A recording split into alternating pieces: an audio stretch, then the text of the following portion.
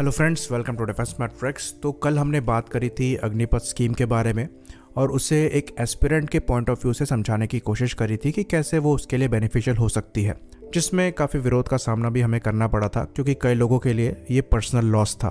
क्योंकि कई लोगों की ड्रीम होती है कि वो आर्म फोर्सेस के एंट्रेंस को क्रैक करके लाइफ टाइम सर्व करना चाहते हैं और अपने फैमिली की लाइफ सुधारना चाहते हैं, जैसे कि पहले चलता आ रहा था। तो क्योंकि अब चीज़ें चेंज हो गई हैं तो इसमें कई लोगों के सपने जो हैं वो टूटे हैं।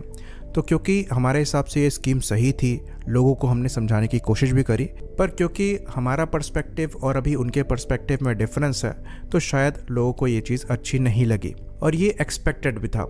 लेकिन आज हम क्या करने वाले हैं कि आज हम एस्पिरेंट के पॉइंट ऑफ व्यू से बात नहीं करेंगे।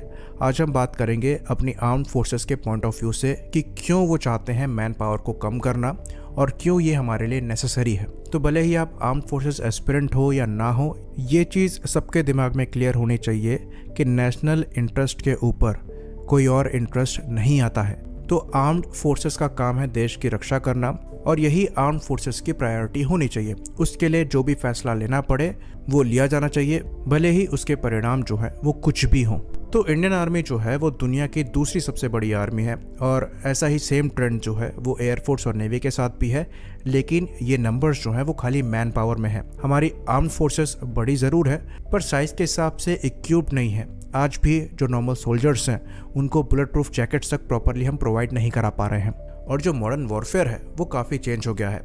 टेक्नोलॉजी का जो महत्व है वो पहले से काफ़ी ज़्यादा बढ़ चुका है। आज की लड़ाई में एक ड्रोन जो कि 1000 फीट की ऊंचाई पर उड़ रहा है, जिसको कई 100 किलोमीटर दूर एक ऑपरेटर जो है वो ऑपरेट कर रहा है, 100 लोगों को एक पर्टिकुलर एरिया में अकेले टारगेट कर सकता है और लोगों को पता भी नहीं चलेगा कि उनको निशाना बनाया जा रहा है।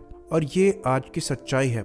एक आदमी 100 लोगों को टारगेट कर सकता है अगर उसके पास प्रॉपर ड्रोन है, पर ये ड्रोन जो है वो काफ़ी एक्सपेंसिव होते हैं और ये आज की सच्चाई है। वो समय चला गया कि आप मैन टू मैन डिप्लॉयमेंट करते थे, सामने वाली सेना के हिसाब से आप अपने आदमी खड़े करते थे। अगर आज आपके जो सोल्जर्स हैं वो वेल इक्विप्ड नहीं हैं और सामने वाले वेल इक्विप्ड हैं, उदाहरण के लिए अगर आपके सोल्जर्स के पास बुलेट प्रूफ जैकेट भी नहीं है और सामने वाला एडवांस वेपन से लैस है, तो ये आत्महत्या से कम नहीं है और इसका कोई मतलब नहीं है। तो ये चीज़ हमें क्लियरली समझनी पड़ेगी और एक्सेप्ट करनी पड़ेगी कि आज की रियलिटी ये है कि जो एडवांस इक्विपमेंट और वेपन्स हैं वो मैन पावर के ऊपर प्रायोरिटी हैं और ये इक्विपमेंट और वेपन्स जो हैं वो काफ़ी एक्सपेंसिव होते हैं। साथ ही साथ इनको डेवलप करने में जो पैसा लगता है वो भी अच्छा खासा लगता है। तो जब आप मैन पावर ज़्यादा रखते हैं इक्विपमेंट के ऊपर तो उस मैन पावर को मेंटेन करने में पैसा जाता है। उसके बाद उनके रिटायरमेंट के बाद उनकी मेंटेनेंस के लिए भी पेंशन जाती है और ये ज़रूरी भी है क्योंकि उन्होंने ज़िंदगी भर आर्म्ड फोर्सेस को सर्व किया है। तो इस बार के डिफेंस बजट में सामान खरीदने के लिए जो पैसा आया था, जिसे कैपिटल आउटले बोलते हैं, वो था 1,58,369 करोड़ और जो पैसा पेंशन के लिए दिया गया था वो था 1,19,696 करोड़। तो ये डिफरेंस ज़रूर है पर ये डिफरेंस बहुत ज़्यादा होना चाहिए हमारे रिक्वायरमेंट को देखते हुए। साथ ही साथ आर्म फोर्सेस की जो नॉर्मल मैन पावर है उसको मेंटेन करने के लिए भी जो पैसा दिया जाता है उसमें भी इस साल करीबन 1000 करोड़ की वृद्धि आई है। तो जब मैन पावर कम होगी, आपके पास नॉर्मल मेंटेनेंस का जो पैसा है वो भी नीचे जाएगा, साथ ही साथ पेंशन का पैसा है वो भी नीचे जाएगा। तो आप कैपिटल आउटले को बढ़ा सकते हैं, जो कि आज की वॉरफेयर के लिए काफ़ी ज़्यादा ज़रूरी है। यानी कि आप डिफेंस इक्विपमेंट को खरीदने के लिए ज़्यादा पैसा खर्च कर सकते हैं और जितनी मैन पावर आप मेंटेन करेंगे, कम से कम उन्हें ढंग के इक्विपमेंट्स जो हैं वो प्रोवाइड करा सकेंगे ताकि वो लड़ने लायक रहें। साथ ही साथ आपको ये बात भी बता दें कि मैन पावर के रेशियो के कंपैरिजन में ऑफिसर्स की कमी है हमारी आर्म फोर्सेस में, लेकिन ऑफिसर्स के रिक्रूटमेंट में कोई भी ढिलाई जो है वो नहीं करी जा सकती, भले ही कम नंबर में ऑफिसर्स जो हैं वो हमारे पास आए। तो इंडियन आर्म फोर्सेस द्वारा मैन पावर को कम करना ये सीधे सीधे दिखाई दे रहा था। तो अगर आप हमें फॉलो करते हैं तो आपको पता होगा कि हमारी इतनी बड़ी आर्मी है और फिर भी आर्मी ने रिक्वायरमेंट से कम होकर खाली 6 अपाचे हेलीकॉप्टर ऑर्डर किए हैं क्योंकि हमारे पास फाइनेंशियल इश्यूज हैं। वहीं पर एयरफोर्स द्वारा भी खाली 7 चिनूक हेलीकॉप्टर को लेने की बात चल रही है, जबकि हमारी रिक्वायरमेंट जो है वो उससे काफ़ी ज़्यादा है।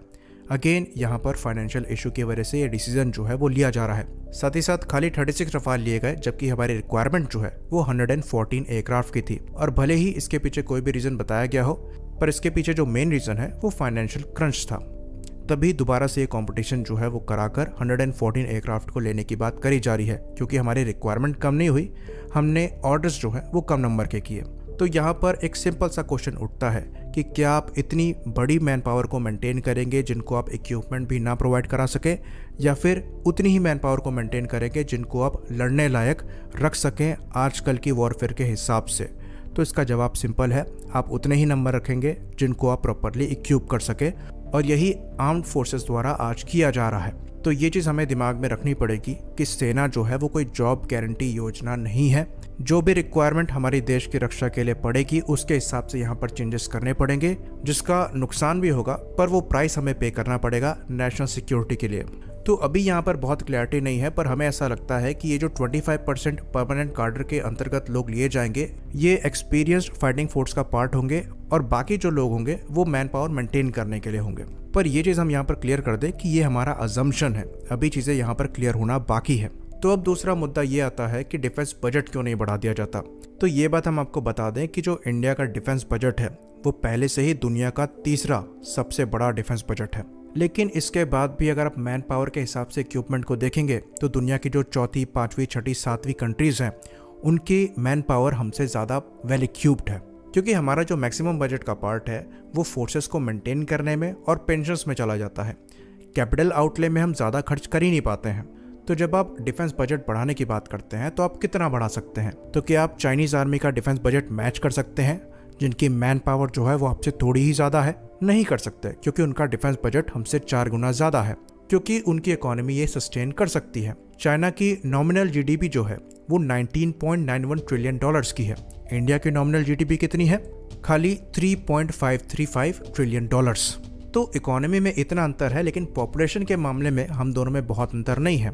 उनकी जो पॉपुलेशन है वो 1.4 बिलियन लोगों की है, हमारी जो पॉपुलेशन है वो 1.3 बिलियन लोगों की है।